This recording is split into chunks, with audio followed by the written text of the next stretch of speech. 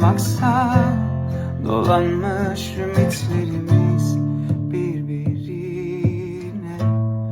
Tadı kalır hatıra kuytularda, karışmış kalplerimiz birbirine.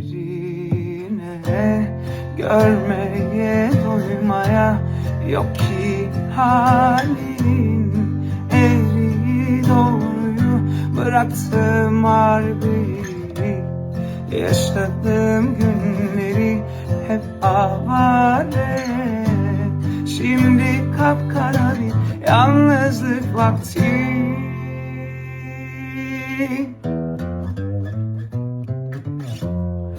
Bir başıma kaldım öyle ortalarda.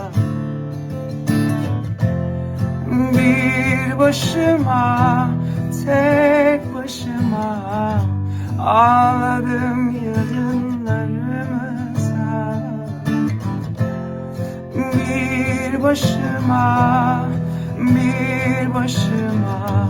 kaldım öyle ortalarda. Bir başıma, tek başıma ağladım yarınlarımıza.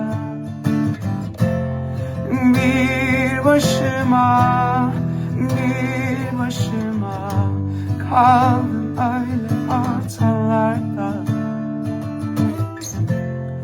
Bir başıma, tek başıma ağladım yarınlarımıza. Bir başıma kaldım öyle ortalarda.